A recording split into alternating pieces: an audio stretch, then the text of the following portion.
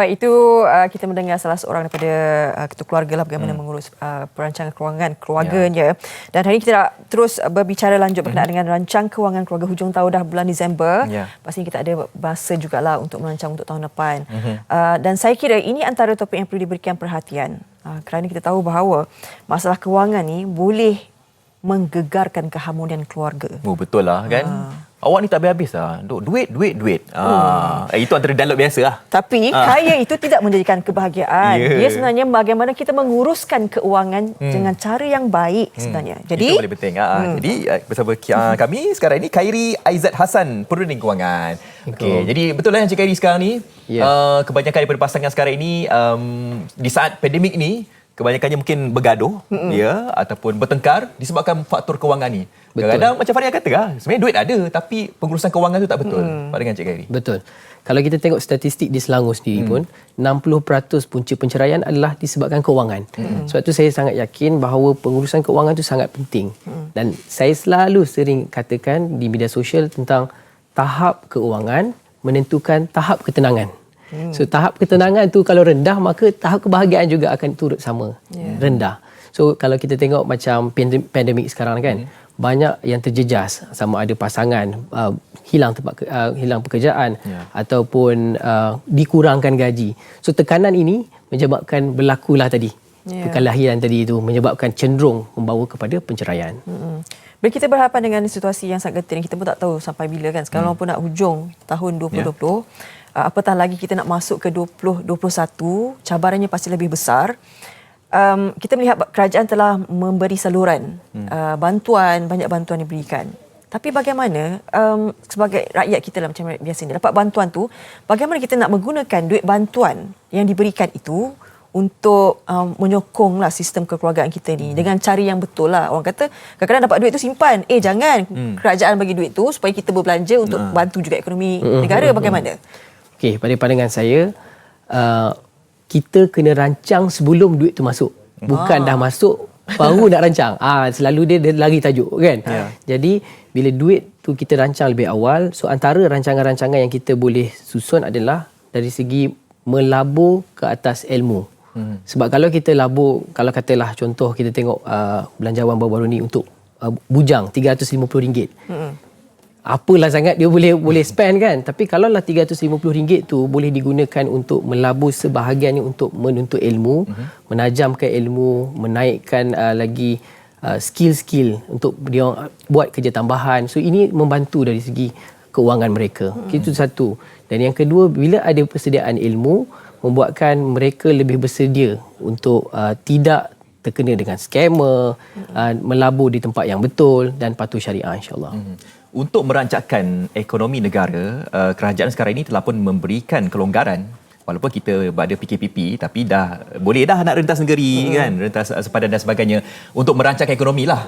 Jadi kerajaan ni menggalakkan kita supaya kita ni keluarlah bercuti dan sebagainya di dalam negara. Tetapi ada mungkin sebahagian daripada keluarga, tak semua keluarga yang mampu untuk berjalan, ada juga yang macam nak berjalan macam mana, duit pun tak ada kan. Tapi macam mana mungkin Cik Khairi boleh melihat perkara ini untuk cara terbaik untuk kita memanfaatkan situasi ini dalam konteks untuk pengurusan kewangan keluarga.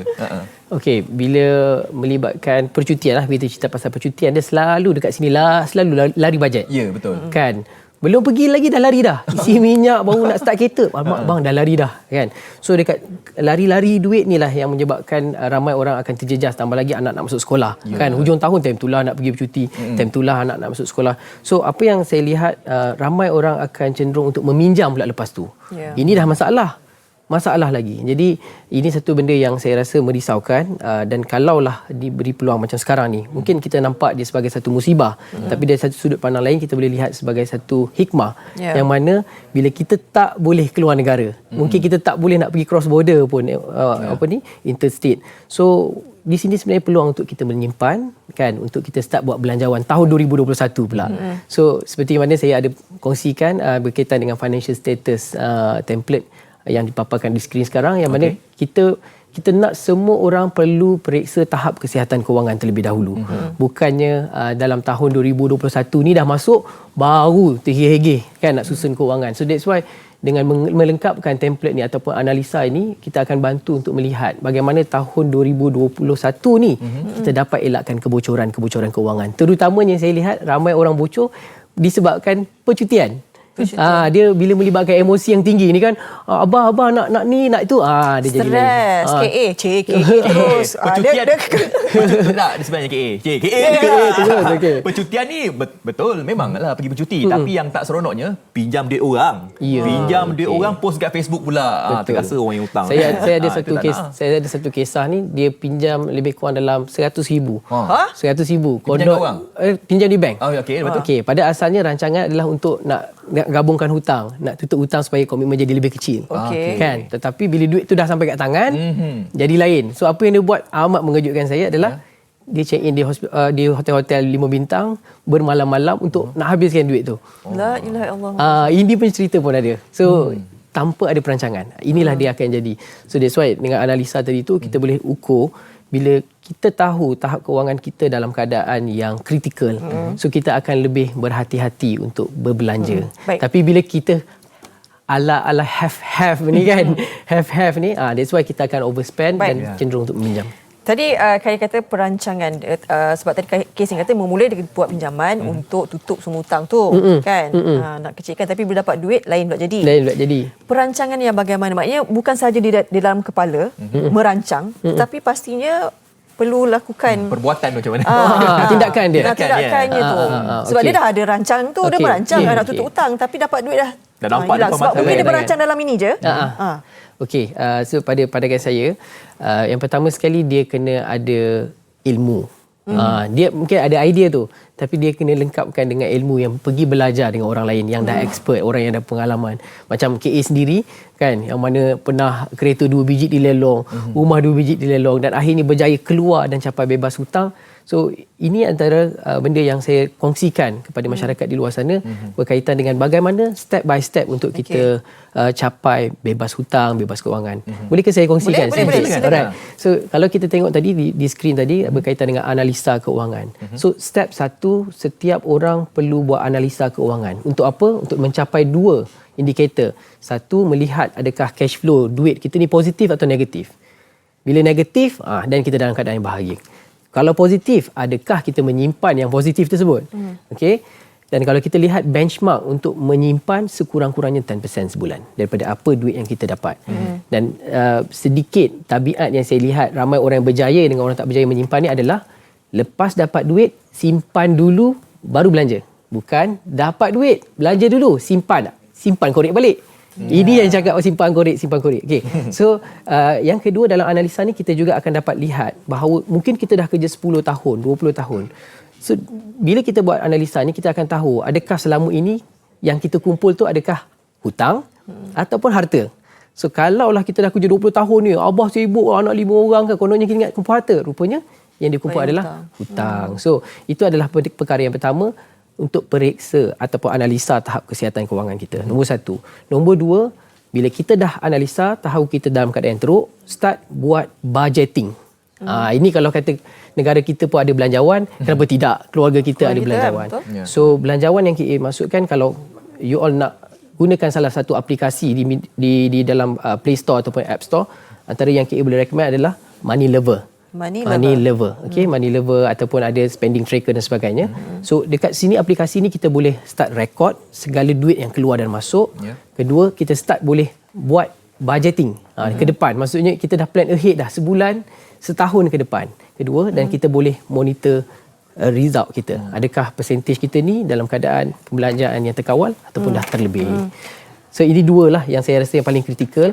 Dan diikuti dengan yang lain-lain seperti kita perlu strukturkan hutang. Sebab ramai yang kita lihat, mereka bagi alasan tak boleh menyimpan. Sebab apa? Nak bayar hutang. Bayar hutang. Komitmen tinggi. Macam mana nak menyimpan? Tak boleh menyimpan. Tahun depan pun alasan sama lagi. 2 tahun tambah lagi sama. Selagi-lagi banyak. Bukan lagi sikit. Sebab anak makin bertambah. Kan? Kita tak boleh pula nak pecat anak kita ke. Jangan jadi anak saya pula. Tak boleh lah kan?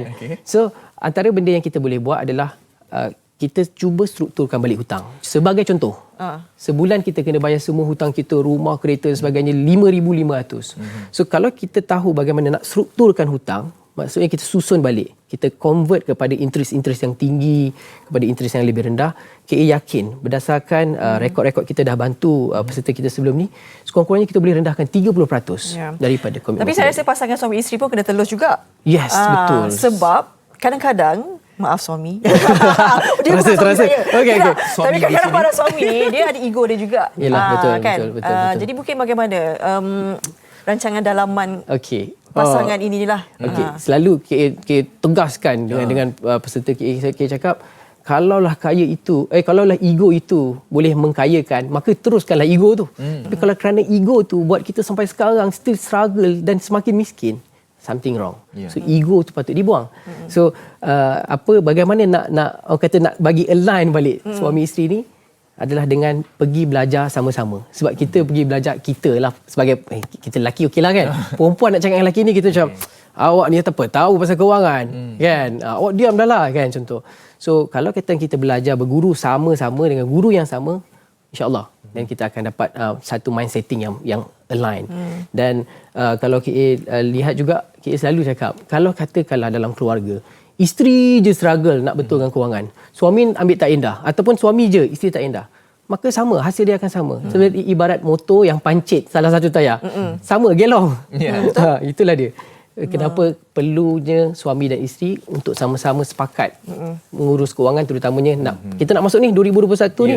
Ini cantik sangat time ni, momen ni untuk kita pulihkan. Ni masa yang tepat lah kan untuk kita menguruskan keluarga kita. Dan Melissa ini sebagai lelaki, buang ego. Perempuan pun sama lah, ada ego jugalah sebenarnya. Betul, kan? Bukan betul, lelaki je kan? betul. Tak, kita orang tak ego. Setiap pasangan kita sebenarnya. tak ego, kita macam sengit-sengit sikit lah ni untuk Itu belum kira dia punya dekat e-dagang dia ni yang dah add to cart tu dah beratus. Gaji 3 bulan ke depan dah queue dah. Okey, Tak boleh apa. korang berkemut. Untuk menguruskan kewangan, KA dah kata tadi, daripada gaji yang kita dapat tu, tolak tepi dulu 10% ya. Dan jangan kita fikir kita nak belanja dulu kan. Kena simpan dulu. Simpan dulu kan. Bukannya lebih tu belanja kan. Kena ingatlah. Jadi terima kasih ucapkan kepada Cik Khairi Aizat Hassan ataupun KA. Dan terima kasihlah sebab ada buat tadi aliran tunai untuk kita tahu bagaimana untuk kita mengurus kewangan kita. Jadi ada cash flow, kita tahulah duit masuk duit keluar tu kan. Pastikan kesihatan kewangan kita itu baik.